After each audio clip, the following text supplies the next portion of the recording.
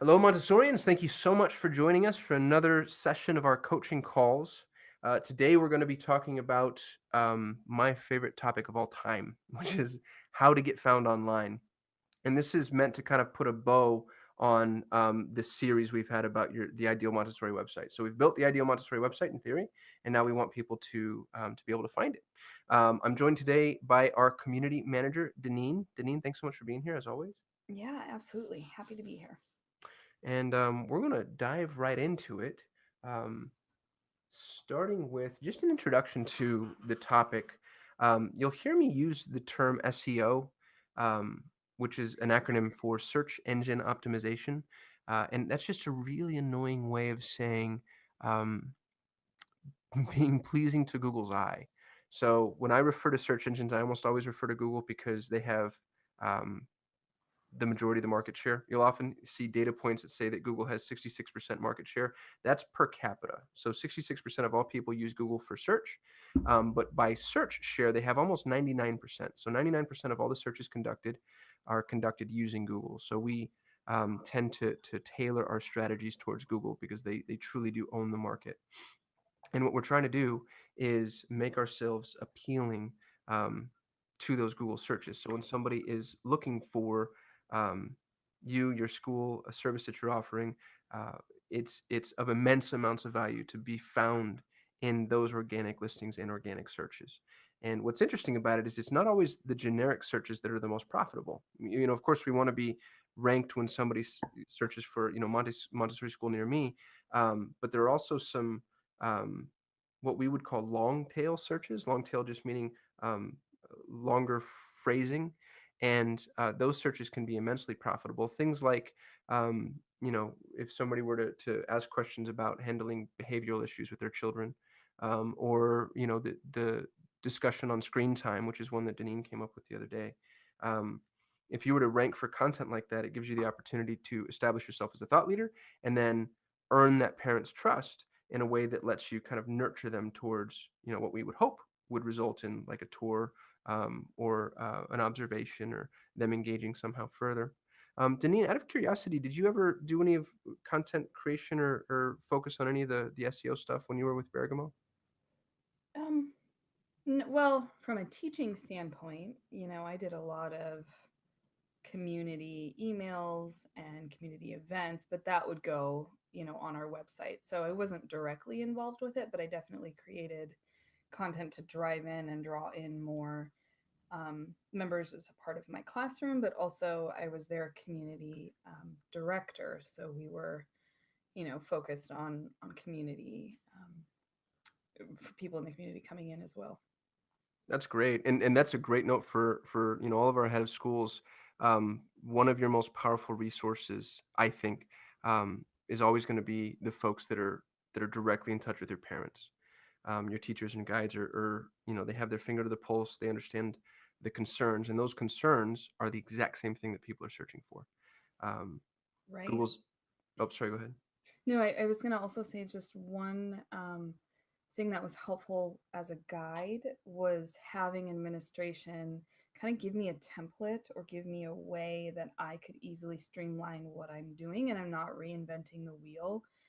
Because as teachers and guides, we want to make sure that we're doing what we do best, which is working with children. And so, while teachers are also a part of the marketing, which I think that they are your best marketers, we also need to make it easy for them to do it because that's not their primary role or their primary job.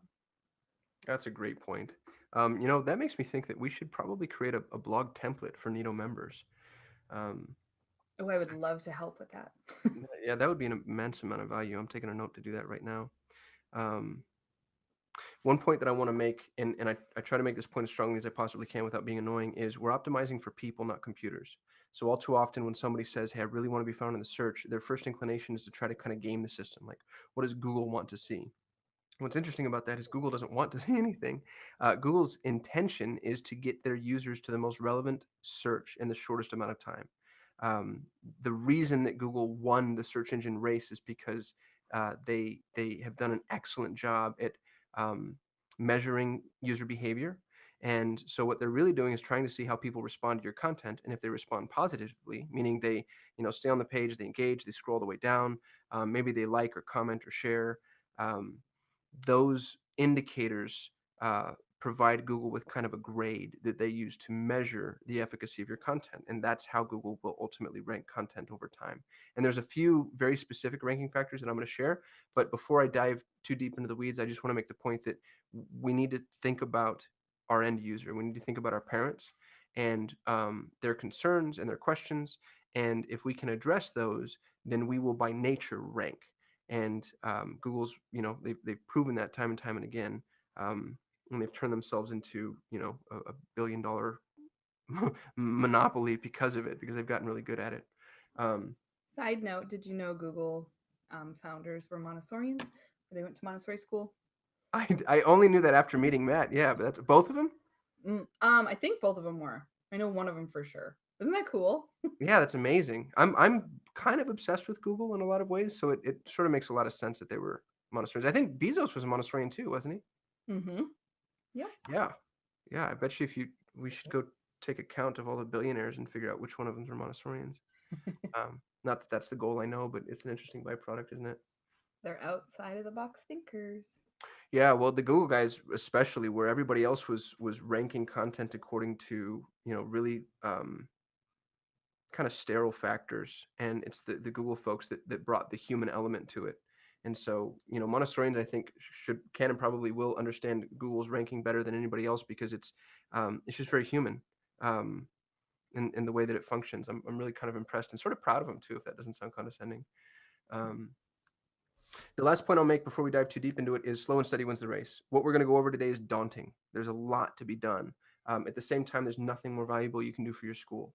If when somebody looks for early childhood education and they find you online, you essentially own the market in your space. So I can't begin to overstate the value, but this needs to be a slow and steady wins the race type of approach. You are not going to rank number one overnight.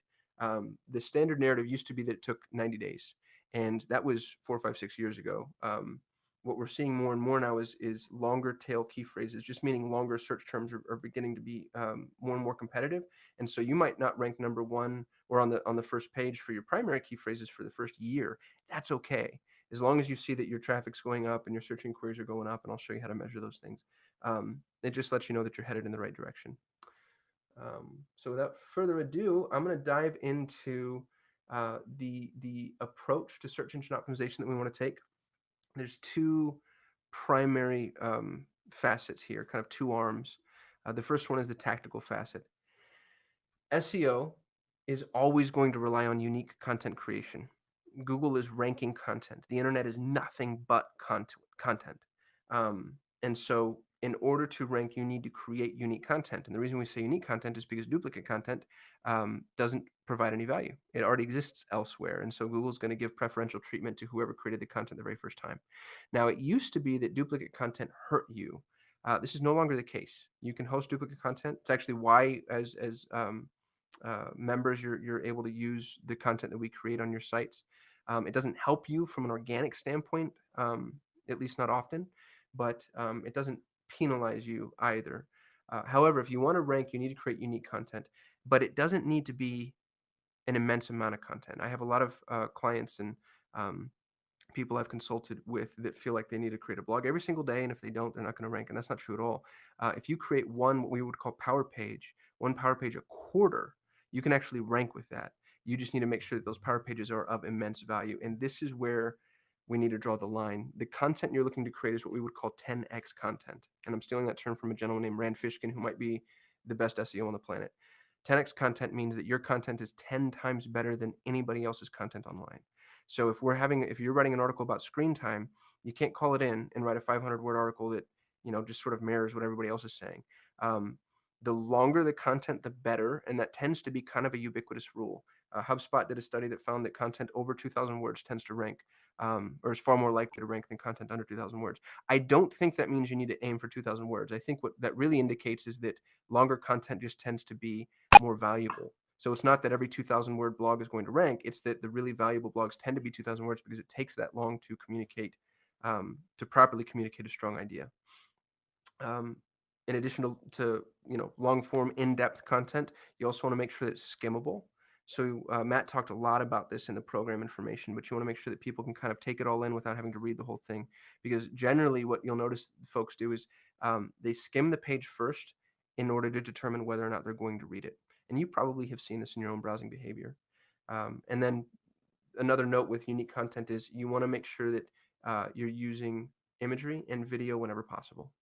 And those images and the video you use also need to be unique. So if you have imagery that relates back to your content, and Matt talked a lot about that with his program information, that's also really important. If you did nothing but create unique content, everything else on this list is ancillary. And I really, truly mean that. I have seen it time and time and time again.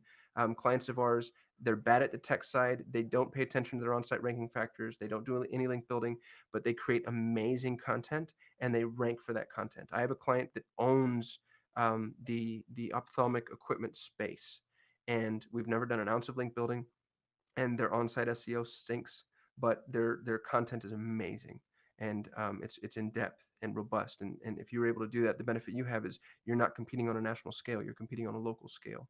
And so, if you were to create unique, valuable content, then you are going to rank, and I almost guarantee that. I'm going to pause there, Deneen. I imagine I just want to give you the opportunity to add any comments, because I know sometimes I just drone on and on. No, I think as Montessorians and in the field of Montessorian education, there's just so much rich content, especially right now, with how much our world is changing and how Montessori has really standed the test of time and has known, all of the really quality things of building humans, and just keeping that as we have this change. So I think there's so many different topics and so many great things that we're really truly experts on and have been for a while. So, even just that alone sets us ahead of the game. Absolutely. Every Montessorian by nature is a thought leader.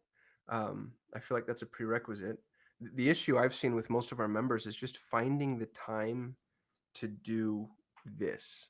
Um, Absolutely. That's we tend to be perfectionists when it comes to what we're putting out there, and that takes time. If you're writing and rewriting and redoing and thinking, we're also very thoughtful. So we're thinking about, how is somebody interpreting what we're saying in 800 different ways. So it just takes time, which is why I'm so happy that Nido exists, and I know a lot of our clients are so happy because we support that process. Absolutely. Just on the note of time, do you have any insight or any tips or tricks or hacks or best practices for setting time aside for content creation? Because it sounds like that's something you had to do. How did you manage all of that and still help run a school? Right. Well, so I tend to be an environment person. I need to be in the right environment to really let my creative juices flow and make it happen. So I did a lot of my writing when I was in my classroom, which is where, all of the goodies happened. That's where the art happens. So I would set aside time. I would be very intentional about that and sitting down and this is what I'm doing. And it was creative time. I didn't necessarily have an agenda. I just knew that this is the time I'm going to spend, and I am trusting that whatever thoughts come to me are going to come to me at that point.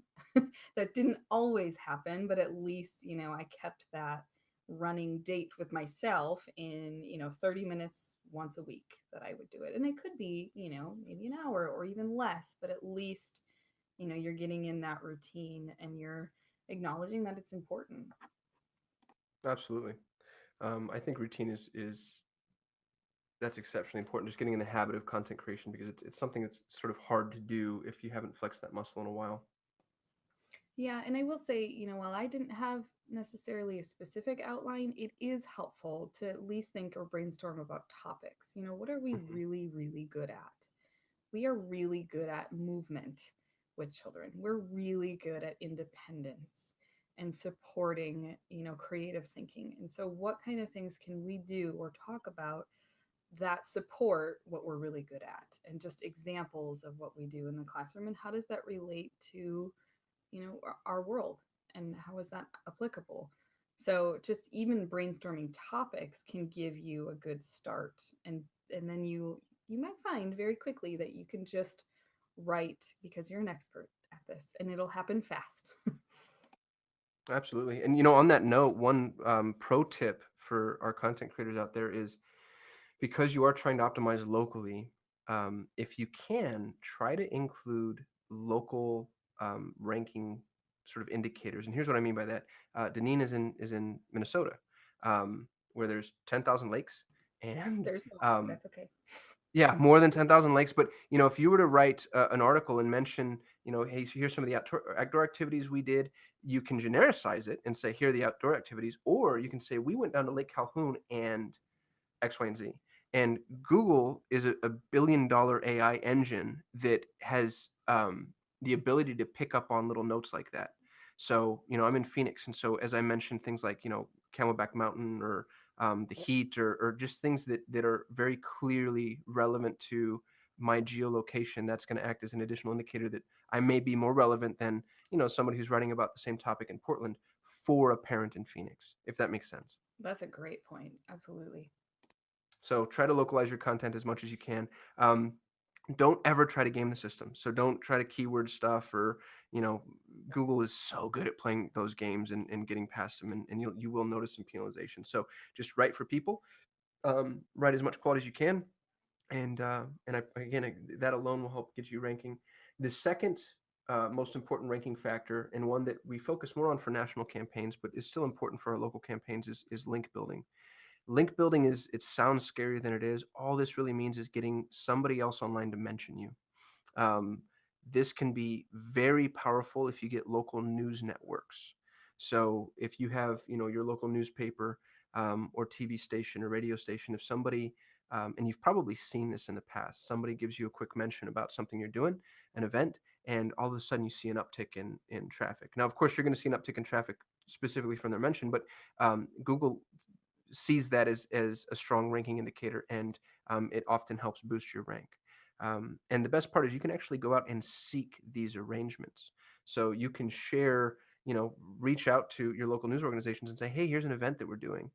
Event-based content tends to be um, news organizations' favorite type of content, and you need to make it really compelling. And so, you kind of want stories from the heart. Here's something we're doing as, volunteer work, or something we're doing to support, or, here's a student that was struggling with something, and how we kind of helped him or her with that. But if you can find something newsworthy and then earn a link from one of those sites or networks, that can always really help give you a very solid shot in the arm, from a ranking perspective. Okay, so I'm going to dive into the technical ranking factors. And this is going to get more technical than I think most of our members will ever want to get. But at the same time, I feel like this foundation is absolutely necessary to understand on-site optimization. And the benefit is, at the end of it, I'm going to give you sort of some secret sauce and a magic way out, so that you don't have to necessarily code this. But I do want you to understand each of these factors. On-site optimization used to be extremely important. It's gotten less and less important as Google has gotten smarter. So much so that if you just create content, Google is probably going to find it and index it. However, we still want to follow the rules, and there's five. There's five on-site ranking factors that we should pay attention to, and I'll go over these and give you a very specific example. The first one is the URL, which is the web address, and I'm going to bring Matt's site here as an example. I'm on his welcome page, and you'll notice that the web address is not some funky string of alphanumeric characters. Instead, his web address is bergamoschools.com/about/welcome. We just told Google exactly what this site is about.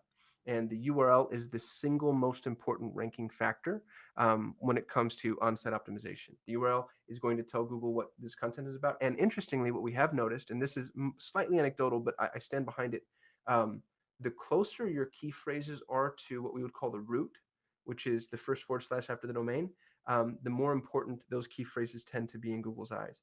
And so if you wanted, for instance, if you're trying to optimize for the key phrase Montessori, what you wouldn't want to do is say something to the effect of, all of the things you need to know about Montessori. Instead, you would say Montessori dash all the things you need to know. And that little nuance there kind of helps you from a ranking perspective. Um, the URL is very easy to set inside of WordPress, Wix, Squarespace, most of the web builders that our members are using. But it's, please don't ignore it, because it's one of the most important on-site ranking factors. The second ranking factor is the title tag. And you can see the title tag by hovering over the tab in your browser. and you'll notice that this title tag is welcome Bergamo Montessori Schools. So what we're trying to do here is we're trying to make sure that we're optimized for his name, because you don't want a competitor to show up for your name before you do. So from the welcome page, because it's Bergamo's welcome page, we're optimizing the concept of this being a welcome page, and then also the school name, so that if anybody were to search for the school name, this is a page they could feasibly land on. So URL and title tag, if you get those two down, I'd say you're about 50% of the way there. The next three tags require me to show you the source code of the page. So please don't let me scare you off. I'm going to show you how to customize these with relative ease, but I just want to show you where they exist. If you right click on any page and click on inspect, you can see the code that's used in that page. Um, One of the tags that I'd like to point out is the meta description. And the meta description is content that shows search engines what the page is about. Now, interestingly, the meta description is not used as a ranking factor, but it is shown in your search results. Um, and so when you Google something and you see the list of results, you always notice there's a snippet of text that falls under those results. Well, sometimes, not always, sometimes that snippet is pulled from the meta description. So you want to make sure that your meta description is compelling. And we chose something that I think is pretty intelligent here. You'll notice that this is actually the end of the content. I hope this digital portrait of our school helps you to feel a bit more of the personal connection with our community. What's awesome about this is if I'm searching for content, and this is one of the snippets that I see, this kind of infers that the content I just saw was quality. And so, in my opinion, they're more likely to click through. You can customize the meta description again in almost every web builder with relative ease. Um, it needs to be short. You know, this is very short, and it actually ends abruptly, and that's also by intention. It ends abruptly because people want to finish things, and so if they see that the sentence kind of trails off, they're more likely to click through to kind of complete that loop in their mind. In addition to the meta description, another on-site ranking factor that's really important is alt tags for your images.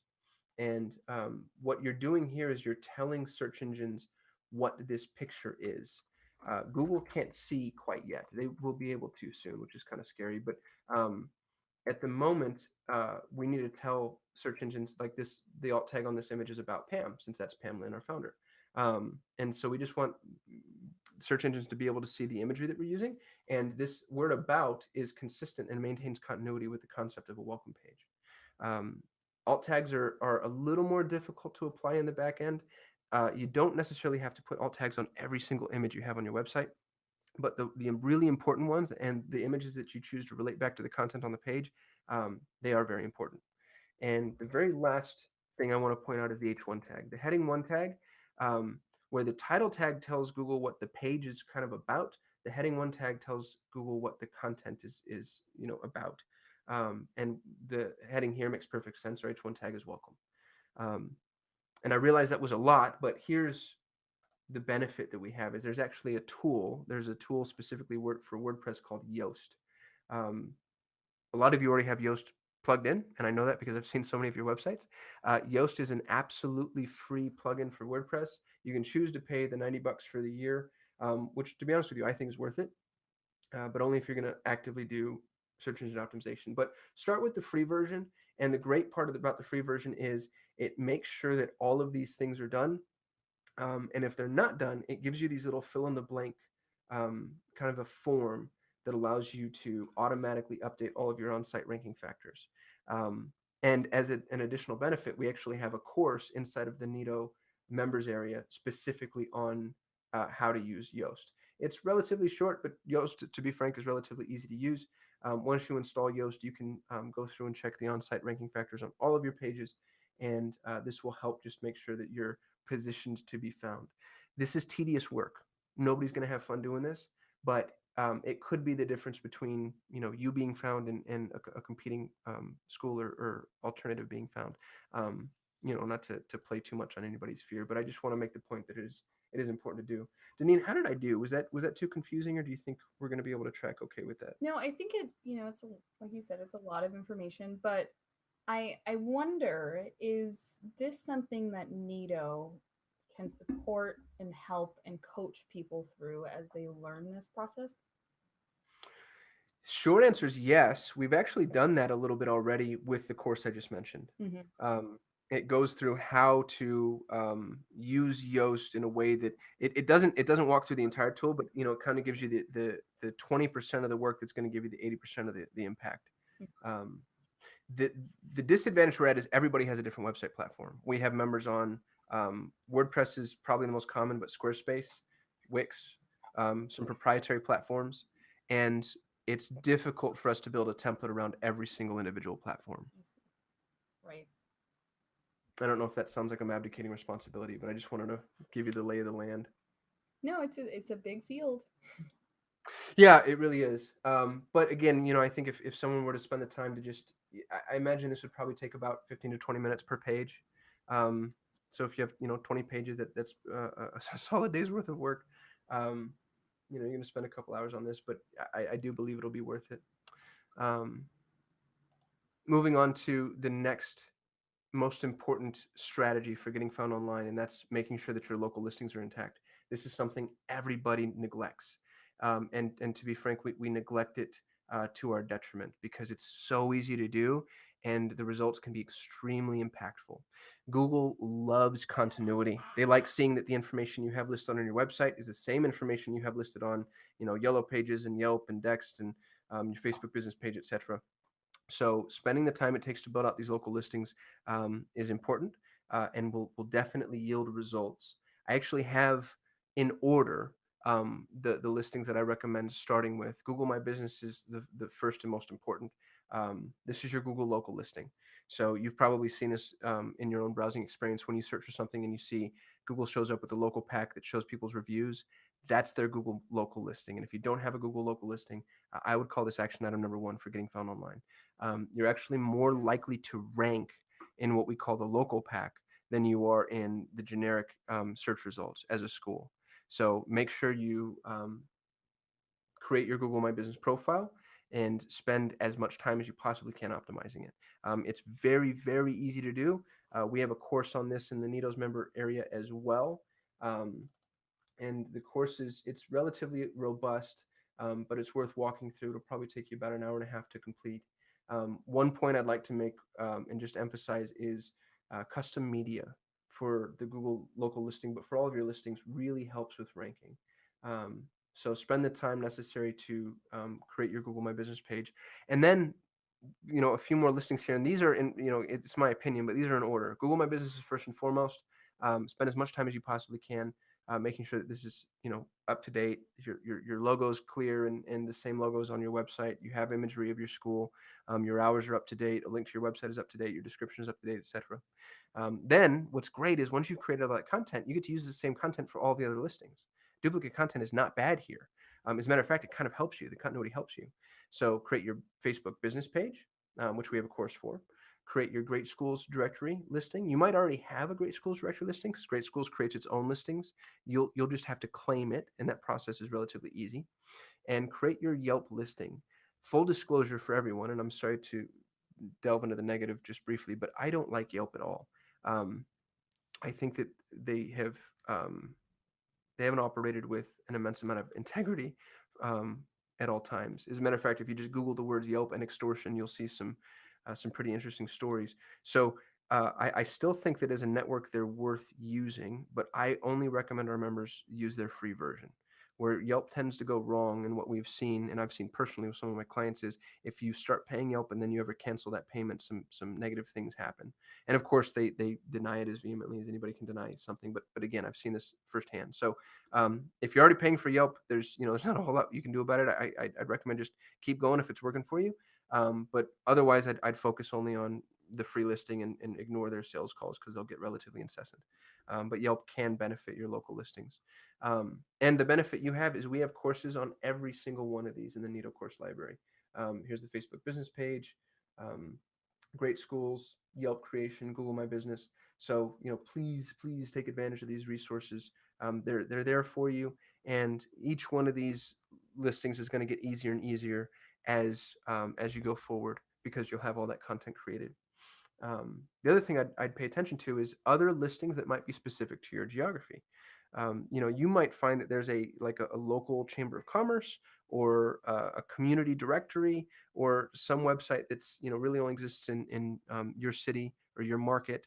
and they allow you to add your school there. The best way to do that, by the way, is to search for your school as though you didn't know that you existed. So just type in Montessori school near me or preschool near me, or any of the key phrases that you want to rank for, and then start to see what shows up. And if you see directories showing up, try to figure out how to put yourself on that directory. Again, this is probably a day's worth of work, but it will pay off immensely forever. As long as you keep these directories updated, you'll always be there. And the longer you're there, the more preferential treatment Google gives you, because Google likes longevity. They use a word called domain authority, and domain authority just really means like what's your rank overall online. And the longer you've been around, and the longer these listings have been around, the stronger your domain authority gets. Um, and kind of returning back to the note that I made earlier, use images and videos as often as possible. If you don't have them, take them. And you can hire a professional photographer. I think, to be honest, I think that's pretty well advised. But if you don't have that, if that's not in the budget, that's okay. If you have a new model iPhone, if your iPhone's 2 years old or newer, then you probably have an amazing camera. And go get yourself a $50 Steadicam from Amazon, and shoot some video and take some pictures, because those are better than nothing. And oftentimes those are just as good as pro shots, especially if you're talking about some of these local listings where people are viewing it on their phone anyway. People are so forgiving of amateur photography these days, because we're all used to Facebook and Instagram and social shares. So I don't think it shows you in a negative light to use images that you've taken yourself. Deneen, any comments there or input? I, as a teacher, would always take pictures of the amazing things happening in my classroom. So make sure to reach out to your guides as well, because they probably already have a full, full album of really great pictures of their children in the classroom. Yeah, yeah, I couldn't. And again, that just goes back to the guides being, one of the best resources for content creation. The last note I'll make on the listings is make sure to promote your listings when you're done. And we actually have a ninja trick for this that I'll share with everybody. But it can be, as easy as just sending out, when you create your Google My Business listing, send it out to the 3 to 5 friendliest parents you have, and say, hey, can you do me a quick favor, please? Would you mind writing us a review? Just offer an honest review on what you think about our school, because it's really going to help us with our visibility. Um, what you will notice is every review makes the subsequent review easier. And again, I think we've all kind of experienced that ourselves. Nobody wants to be the first one through the door, but once there's 1 or 2 or 3 reviews written, then other people get emboldened to write reviews themselves, and this can actually hurt and help us. So that's why we want to reach out to our friendly parents and make sure that our initial reviews are positive ones. We need to track where we rank online. There's an old adage that I believe very strongly. It's that which is measured is managed. And so, understanding where you rank, and keeping an eye on those numbers is important to this entire process. There's a number of places that we can do this. The first one, if you're a third or fourth plane member, you actually already have access to the Nido dashboard. So I'm using one of our members' dashboards with her permission, excuse me. But she has 4 key phrases that she wanted to track. You can track up to 10, and you can see where you rank locally and where you rank organically. This is the local pack I was talking about, and you'll notice that she's on the first page for all of her key phrases with the local pack, but she tends to be a little further back organically, and that's just fine. This is kind of where she wants to be. Yahoo and Bing, oftentimes you won't find matches, and not just in our system, but in anybody's system, and that's because their reporting isn't quite as robust as Google's. Um, but if you have access to this dashboard, I strongly recommend using it. If you don't, that's okay. There are free tools you can use. So the first one is Google Webmaster Console, or excuse me, Search Console. This is part of Google Webmaster Tools, and I'll include a link underneath the video of this course. Search Console is free to sign up for. It's extremely easy to install. And all Google asks is, did you log into the company that you purchased your domain name through? Google verifies the fact that you own the site, and then Google will tell you, with varying degrees of realism, I guess is the word I'll use, where you rank. And the reason I say varying degrees is because Google has what's called the not provided provision. So they're not going to give us all of the right information all the time, but they do give us a strong indicator of where we rank over time. So I'd recommend signing up for Webmaster Console as one of the free tools. And then the last free tool, one that I really like, is a tool called GeoRanker. And the reason I like GeoRanker is because it's absolutely free up to I guess they're calling them credits now, 500 credits. But so this is the number of I think scans that they'll do. The benefit you have is with most of our schools and the size that they end up being, you don't need anything more than the free version. And signing up for the free version gives you the opportunity to track your ranking. And then they also have some other I think kind of nifty tools like heat map tool that shows you where on your website people's cursor goes. Um, and this is just worth looking at. But one of those three tools is strongly recommended to track your rank. If you are using our local listings dashboard, then we have a course on how to use it. If you have access to this, and it's a relatively quick and easy course, but I'd recommend taking advantage of that.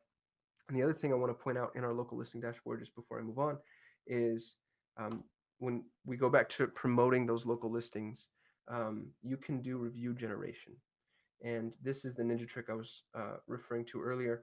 What we tend to do is we actually ask parents to rank us via email first. So we send out an email saying, hey Tom, appreciate you being a parent and your family being out of school. Can you take a few seconds to review your experience? And if they say anything 4 stars or under, then we respond with an email saying, thanks so much for your feedback, alert the administrator, and that's an improvement opportunity. If they respond with 5 stars, then we follow up with another email saying, wow, thanks so much. Glad to hear that you're, happy with us. Would you mind taking a moment to review? And then we give them the option to review at any one of the sites that we choose here. Google, Facebook, and Yelp being the three most common. This is nice because it saves you from potentially soliciting negative reviews, which has happened in the past. You send out a batch and blast email to your entire list asking parents to review your sites, and you don't realize that you have a disgruntled parent, um, which is a risk I think we all run. This is a really good kind of 1-2 pivot that makes sure that you are getting the feedback that you need from all of your parents, and then parents that respond positively, you follow up with an additional request. And I think this is a great way to solicit reviews, and it's not something you need to use our system for. You can do this manually. Just send out an email asking people to respond, with their feedback, and anybody that responds positively, you can follow up with a link to each of your local listings.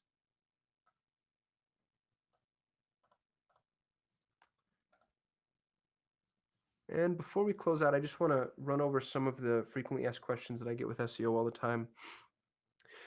A lot of our members have, you receive solicitations or been involved with other agencies or providers, and so many of us have been kind of sold a bill of goods that weren't all they were cracked up to be. And I'm included in that number. Incidentally, I've been doing this for about 12 years, and I haven't always been amazing at SEO.